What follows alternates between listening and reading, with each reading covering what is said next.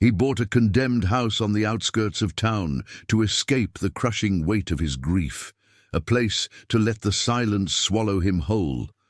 But when he pushed open that rotting door, he found a terrified teenage girl and her newborn baby hidden in the shadows. Can you imagine a man, completely destroyed by life, discovering a desperate, homeless mother, living in the very place he'd chosen as his refuge?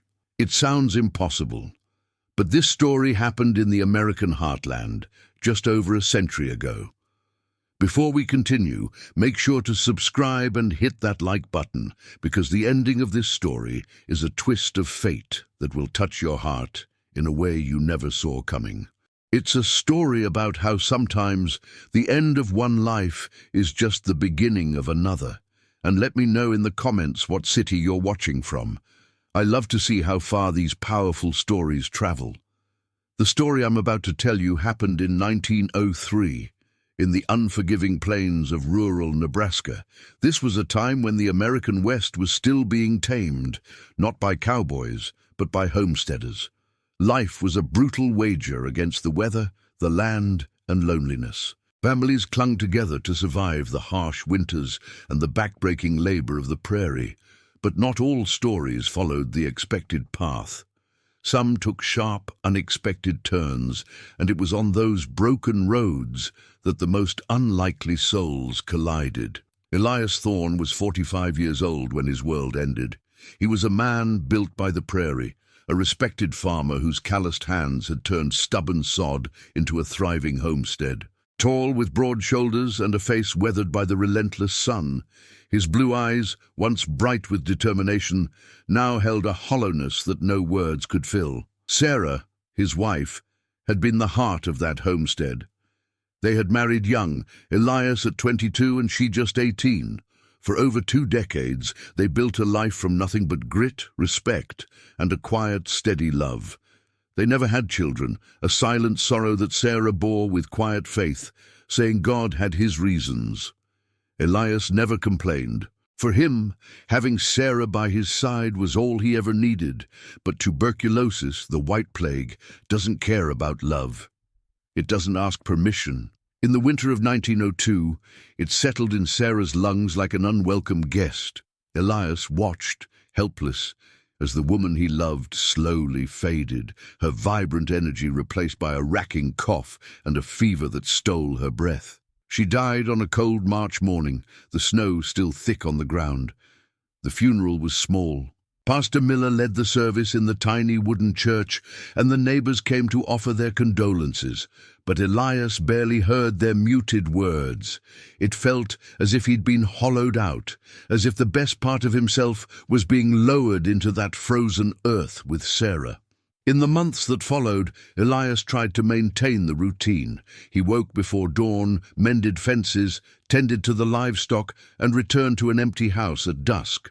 But the farmhouse, once filled with the smell of Sarah's baking and the sound of her humming, was now just a cold, silent box. Every room was a ghost. The kitchen where she'd kneaded dough, the garden she had fiercely protected from the wind, the rocking chair by the fire where she'd mended his clothes. It was too much for one man to bear. Elias began to avoid the house.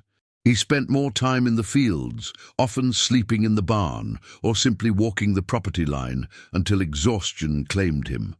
The farmhands whispered, worried. The boss wasn't right. Some said he was going mad with grief.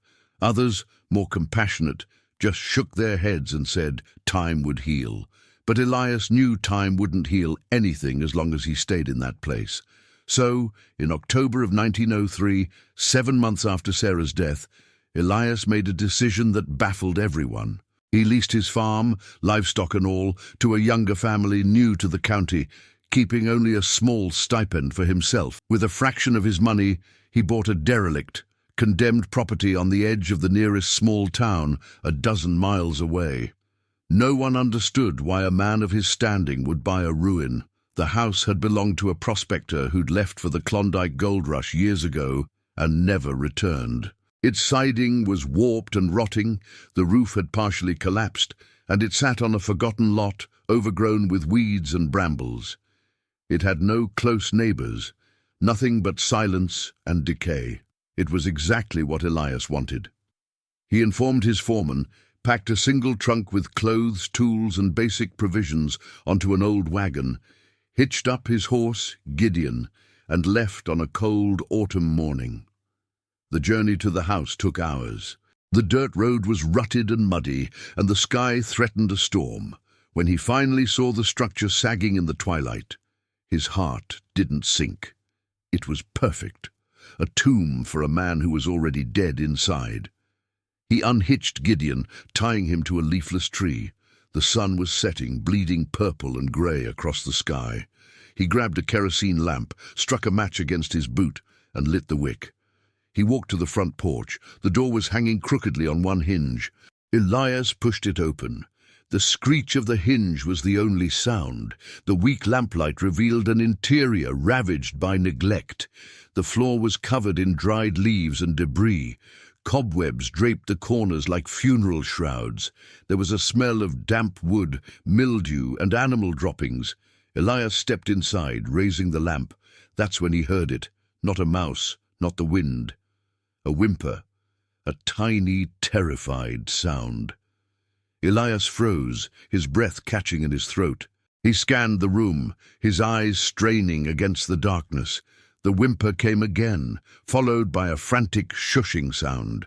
Holding the lamp high, Elias moved toward the back of the small house, toward a collapsed portion of the wall that led to what might have been a kitchen. He rounded the corner, and the light fell upon her. A young woman was huddled on the floor, clutching a bundle of rags to her chest. She was impossibly young, maybe 16 or 17, with a face smudged with dirt, tangled blonde hair, and wide, terrified eyes. The bundle in her arms moved, and Elias realized it was a baby, a newborn, so small it looked like it could fit in his hands. For a long, silent moment, they just stared at each other, two ghosts in a ruined house. Elias was the first to speak, his voice rough from disuse. "Who are you? What are you doing here?" The girl flinched, pulling the baby tighter. Her eyes filled with tears, but her gaze was defiant. "Please, mister," she whispered, her voice trembling. "Please don't call the sheriff. We ain't got nowhere else to go." Elias took a step closer, and she recoiled against the rotting wall. He held up his free hand, palm out. "Easy. I'm not going to hurt you. I just need to understand." The girl took a shuddering breath. The baby let out a thin, mewling cry, and she automatically began to rock it. My name's Abigail," she said, the words tumbling out. "I've been hiding here for a week." "Hiding? Here?" Elias looked around the derelict room in disbelief. "In this place?" Abigail nodded, the tears now streaming down her face. "My pa, he threw me out when he found out, said I brought shame on the family, threw me out on the road with nothing." Elias felt a knot tighten in his chest. He set the lamp down on a broken crate and crouched, keeping his distance. "And the baby's father?" he asked, his voice softer now. Abigail let out a short, bitter laugh that sounded horribly old, coming from someone so young. "He works at the grain elevator, said he loved me, said we'd get married. The moment I told him about the baby, he vanished. Took a job with the railroad, they say, just gone." The baby continued its weak cry. Elias noticed Abigail was shivering violently, her dress thin and torn. "When was the last time you ate?" he asked. She hesitated, ashamed. "Day before yesterday, stole an apple from a wagon, but I can't make no milk for him. He's hungry. He's so hungry." Elias was silent for a moment, the weight of the situation crushing him. He had come here to be alone with his pain, and now he was faced with a starving girl and her newborn child, living in the ruin he had bought. What was he supposed to do? Throw them out? Into the cold Nebraska night, with a baby, with no food, no shelter? He looked at the child. Its tiny face was red and pinched, and Elias felt something stir deep inside him, a feeling he thought had been buried with Sarah. Compassion. "Stay here," he said, standing up. "Don't move. I'm getting food." Abigail's eyes widened with a mix of fear and hope. You ain't sending me away?" Elias paused at the broken doorway and looked back. "Not tonight. We need to figure this out. But first, you and that child need to eat." He went back to the wagon. From his trunk, he pulled a loaf of bread, a hunk of dried beef, a canteen of water, and a heavy wool blanket. He returned and handed them to her. Abigail's hands trembled as she took the bread, eating with a hunger that was painful to watch. While she ate, Elias took the blanket and wrapped it around her and the baby, creating a small cocoon of warmth. When she finished the bread, she looked up at him, her eyes shining with unshed tears. "Thank you," she whispered, her voice thick with emotion. "Thank you, mister. I don't know how to thank you." Elias just nodded, unable to speak. He took another blanket from his wagon and made a crude bed for himself on the dry side of the front room, as far from her as possible while still being inside. The night was cold. He lay awake for hours, listening to the wind howl through the broken walls and the occasional soft sounds of Abigail and the baby. He had come here to escape life, and life, in its most desperate and raw form, had found him. What would Sarah have thought? The question hung in the darkness, unanswered, as Elias finally drifted into a restless sleep. When the sun rose, casting weak light into the ruin, Elias woke to the sound of the baby crying. He sat up, his bones aching. He walked to the back room. Abigail was already awake, trying in vain to quiet the infant. "Good morning," Elias said gruffly. She jumped, startled but relaxed when she saw him. "Morning, mister. I'm trying to keep him quiet. Don't want to be a bother." "You can call me Elias. Mister makes me feel old." Abigail managed a tiny, shy smile. It was the first time he'd seen it, and he realized that beneath the grime, she was just a child herself. "I'm Abigail. And this is Thomas." They spent the morning in a strange, silent truce. Elias began the work of making the place survivable. He used tools from his wagon to board up the worst of the holes, to secure the roof, and to clear the debris. Abigail helped as much as she could, holding Thomas with one arm while using the other to sweep with a broken branch. By midday, Elias had to face the inevitable. "Abigail," he said, stopping his work, "I need to be clear. I bought this place to be alone. I wasn't expecting this." She lowered her gaze, her small shoulders tensing. "I understand. You want us to leave. I'll go." Elias sighed, running a hand through his hair. "I should. That would be the sensible thing. But I can't. I can't send you out there with a newborn, not with winter coming." Abigail looked up, hope warring with fear in her eyes. "So, what then?" "So here's the arrangement. You can stay for now, while I fix this place up. It's going to take weeks. You can cook, keep the place clean, and take care of the boy. I'll provide food and shelter. After that, we'll see." Tears welled in her eyes again, but this time they were tears of relief. "I promise, Mr. Elias, I won't be no trouble. I'll work hard, I'll cook, I'll clean, I'll keep Thomas quiet. I promise." Elias nodded, trying to look stern, but inside something was shifting. For the first time in 7 months, he had a purpose beyond just enduring.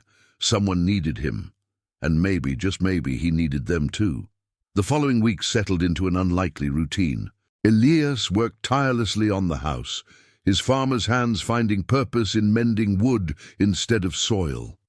He went back to his old farm once to collect some saved money, using it to buy lumber, glass for the windows, and a small wood-burning stove. Abigail, in turn, transformed the small space. She was a tireless worker. With Thomas bundled in a sling Elias made for her, she scrubbed the floors, washed their few clothes in a nearby creek, and learned to cook simple, hearty meals on the new stove. At first, they barely spoke. They ate in silence, separated by the small room and the vast chasm of their experiences. But slowly, the silence began to fill. Abigail, shy at first, began to talk. She told him about her life on a poor dirt farm, about a mother who had died years ago, and a father who had turned to drink and bitterness. She told him about the railroad worker, about his easy smile and empty promises, and the shame she felt when she realized she'd been fooled. Elias, in turn, found himself speaking of Sarah. He told Abigail how they'd met at a church social, how they'd built their farm together, how she'd battled the tuberculosis with a quiet dignity, and how the silence of the house after she was gone was a physical pain. One night, sitting by the warmth of the stove while Thomas slept, Abigail asked a question that cut straight to his heart. "Do you still miss her?"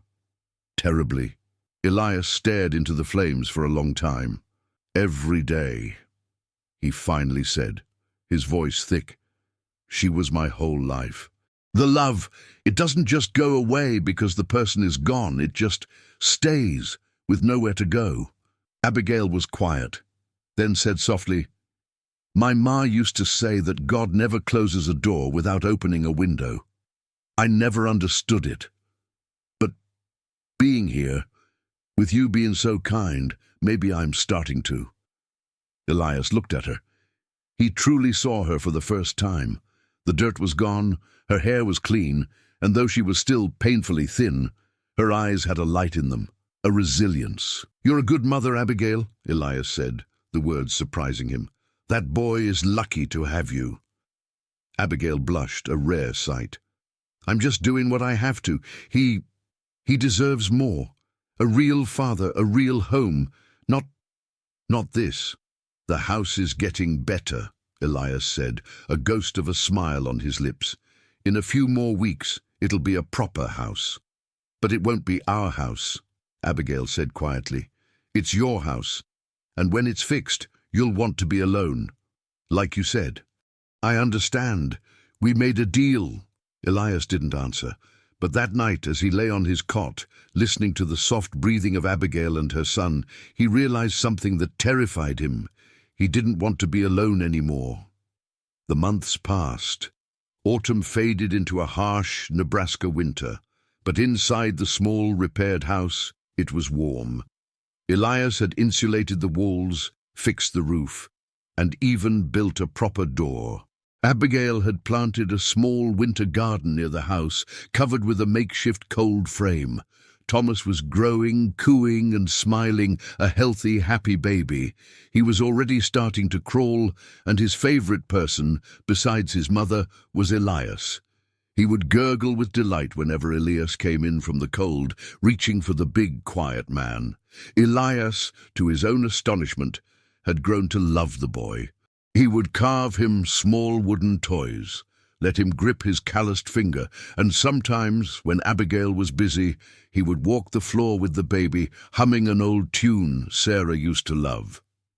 It was a life Elias had never imagined, but it was a life that was slowly, painstakingly, Meliask his broken heart. Then, one Sunday in February, it all shattered. Elias needed supplies from town. He usually avoided it, but they were low on flour, coffee, and kerosene. He arrived in town just as church was letting out. The townsfolk milled about, trading gossip. Elias tied Gideon to the post outside the general store, his head down, trying to avoid the stares. He was used to them. Since he'd bought the haunted house and become a hermit, people whispered. But what Elias didn't know was that the whispers had grown. A trapper, checking his lines near Elias's property, had seen smoke from the chimney. He'd seen a young woman hanging small clothes, baby clothes, on a line, and he'd seen Elias Thorne, the grieving widower, acting like a father. The trapper told his wife, the wife told the preacher's wife, and by Sunday, the entire town knew. When Elias entered the general store, the conversation stopped cold. Mr. Henderson, the proprietor, paused from weighing beans and looked at Elias with an expression of deep disappointment. "Elias," he said, his voice low. "Didn't expect to see you." "Need supplies, Henry," Elias said, placing a list on the counter. Henderson looked at the list but didn't move. He glanced at the doorway, where several of the town's more righteous citizens, led by the preacher's wife, Mrs. Davies, were gathering. "Elias," Henderson said, "I gotta ask you, folks are saying things. Is it true? You're shacked up with some girl out there? A young girl? With a baby?" Elias's blood ran cold. "How? And if I am?" he asked, his voice dangerously quiet. Mrs. Davies couldn't contain herself. She bustled into the store, her face a mask of indignation. "If it's true, Elias Thorne, then you are a disgrace. Not even a year since your sainted Sarah passed, and you're living in sin with some harlot, and a child no less. You've shamed her memory." Elias felt the rage rise, hot and choking.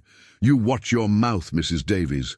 "Or what?" she snapped. "The whole town knows what you're doing. It's a scandal. A moral blight." More people crowded the doorway, eager for the confrontation. Elias took a deep breath, trying to control his temper. "I don't owe any of you an explanation for what I do on my own property." "You owe God an explanation." The booming voice came from the street. Pastor Miller, a tall, gaunt man with severe eyes, strode into the store, his black coat flapping. "Pastor," Elias said, nodding curtly, "this isn't church business. Sin is always the church's business, Elias. And what you are doing is a sin. You are living in fornication, dishonoring the memory of your good wife, and setting a terrible example for this community." "I'm not living in fornication," Elias said through gritted teeth. "I gave shelter to a girl who had nowhere else to go." "A girl?" Pastor Miller scoffed. "A girl with an illegitimate child, living unchaperoned with a widower?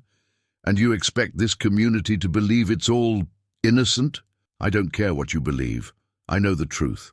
"The truth," the pastor said, his voice rising, "is that you must send that woman away immediately, or you must marry her before God and make this situation legitimate.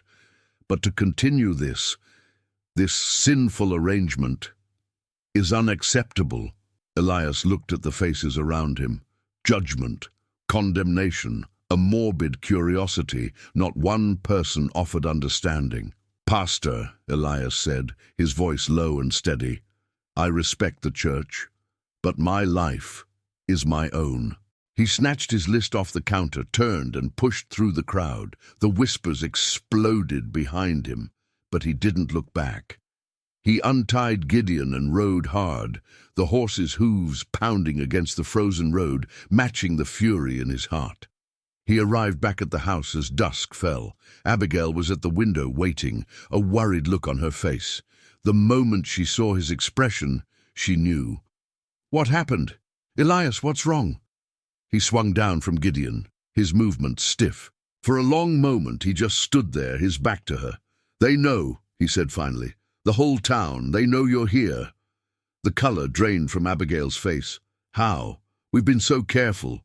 "Doesn't matter how. Someone saw. And now they're saying we're living in sin, that I'm dishonoring Sarah's memory." Abigail's legs gave out and she sank onto the small porch step, her hands covering her face. "I knew it. I knew I'd bring trouble. It's all my fault. Abigail." "No." "Yes," she said, jumping to her feet, her voice cracking. "I won't let them ruin you. You have a good name here. I won't be the one to destroy it." "What are you talking about?" "I'm leaving. Tomorrow morning. I'll take Thomas and I'll go to Omaha. It's a big city. We'll be fine." "And how will you survive? A girl alone with a baby in a city. How will you feed him?" "I don't know," she cried, the desperation returning to her voice. "But I'll figure it out. I always have." Elias stepped toward her, but she backed away. "Abigail, wait. You don't have to do this." "Yes, I do, and you know it. You came here to be alone, remember? To get away from the pain. All I've done is bring you more. It's better this way." She ran inside the house and began frantically gathering her few belongings.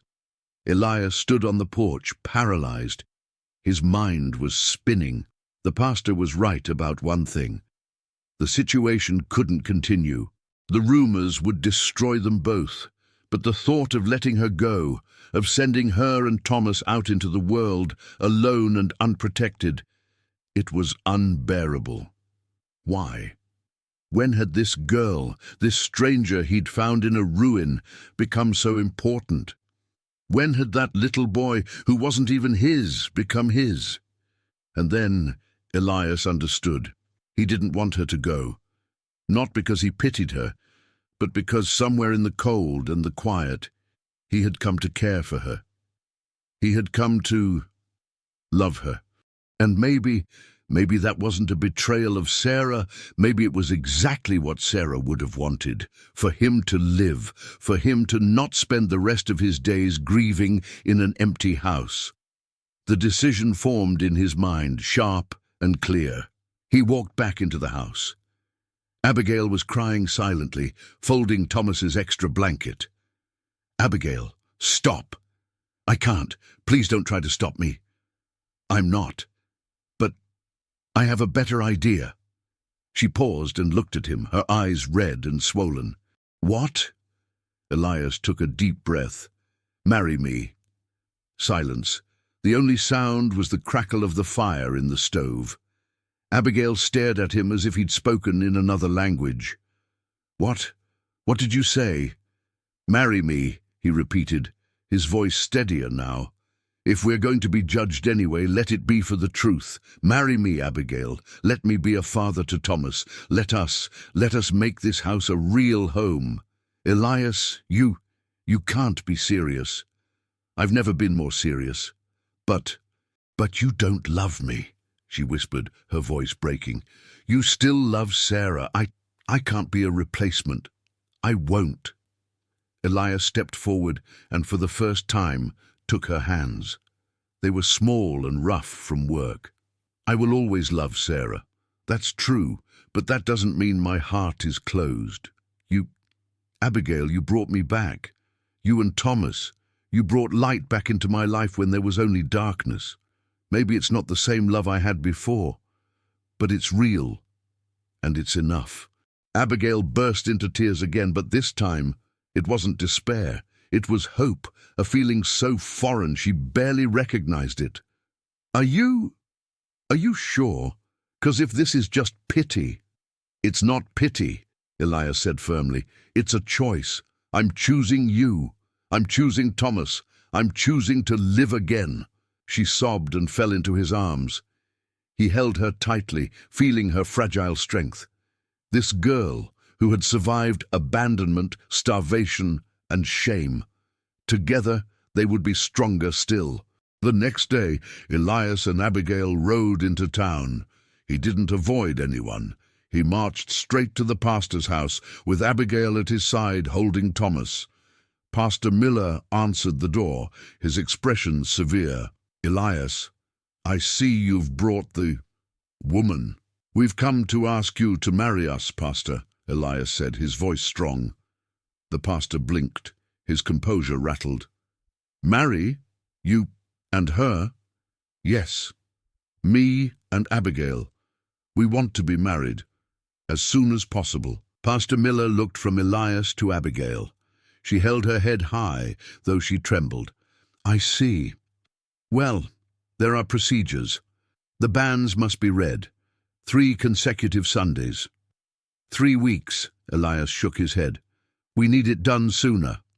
"The rules of the church are clear, Elias. Then waive the rules. You can do that. You have that authority." "Only in exceptional circumstances." "This is an exceptional circumstance," Elias said, his gaze hard.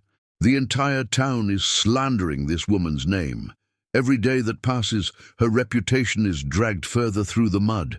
Marry us, Pastor. It's the right thing to do." Pastor Miller sighed. He was a man of rules, but he was not a cruel man. And Elias was right. Dragging this out would only make the gossip worse. "Very well. But you will both make a full confession, and you will pledge before God that this is a true marriage, not a sham to silence gossip." "It's true," Elias said, looking at Abigail. "It's as true as it gets." Abigail nodded, clutching Thomas. "I swear, Pastor, I'll be a good wife. I'll honor him all my days." The pastor nodded, resigned. "Then return next Sunday. I will perform the ceremony after the service, and may God have mercy on this union." The news hit the town like a thunderclap. Some were scandalized. Mrs. Davies declared it a mockery, but others were secretly touched. A widower giving a home to a fallen woman, a man choosing compassion over convention. Mr. Henderson at the general store was one of the few to speak up. "Maybe it's for the best," he told a customer. "Elias was drying up from the inside out, and that girl, well, we all make mistakes. At least he's trying to do right by her."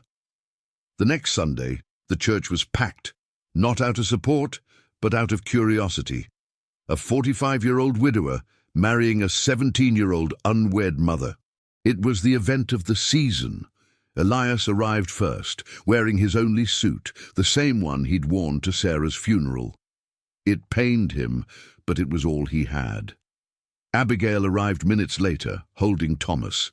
She wore a simple blue dress she had mended herself, her hair brushed and tied with a ribbon.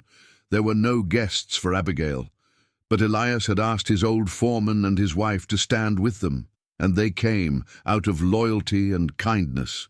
The ceremony was short. Pastor Miller spoke of forgiveness and new beginnings. When it was time for Elias to say, "I do," his voice was steady and strong. When Abigail said, "I do," her voice was a whisper, but everyone heard it. There were no rings. There was no reception. But when the pastor declared them man and wife, and Elias gently kissed Abigail's forehead, something settled. A weight lifted.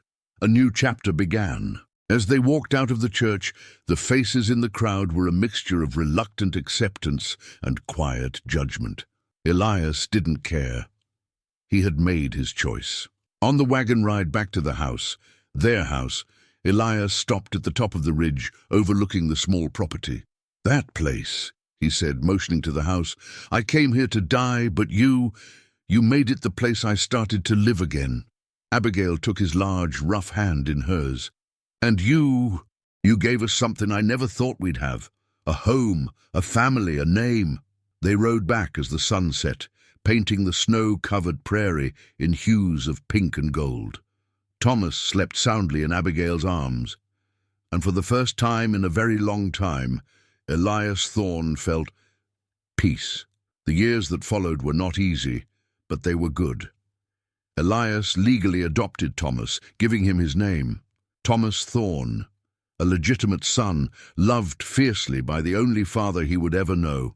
Abigail blossomed as a wife and mother. She ran the small household with a quiet efficiency and a deep well of love. She brought laughter back into Elias's life. She would sing while she worked, and her easy laugh filled the small home.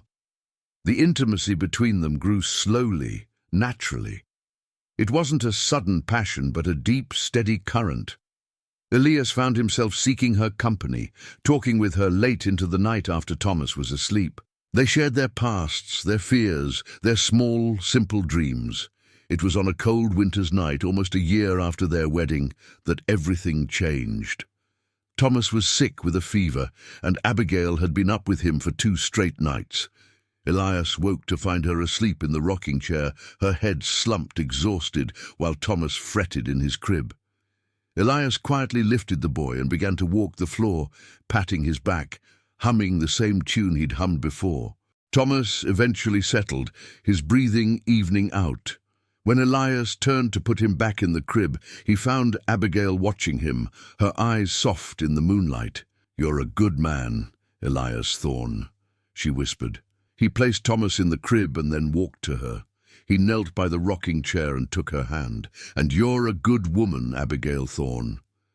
I think I'm falling in love with you," she said, so quietly it was almost lost to the wind outside. Elias looked at her, at this young woman who had saved him from himself, and his heart, which he thought was broken beyond repair, felt full.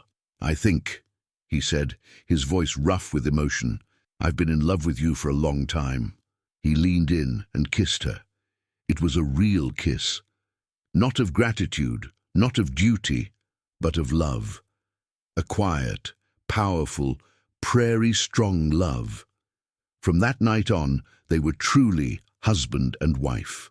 A few months later, Abigail discovered she was pregnant. This time there was no shame, no fear, only joy.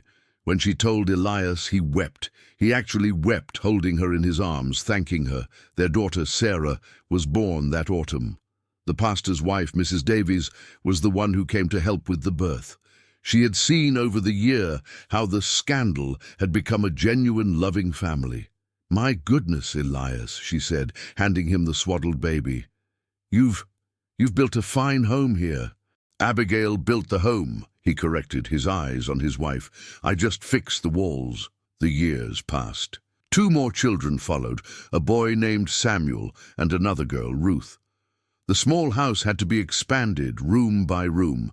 Elias's old farm lease ran out, and he sold the land, investing everything into the small property, buying the adjoining lots and turning it into a small, prosperous farm.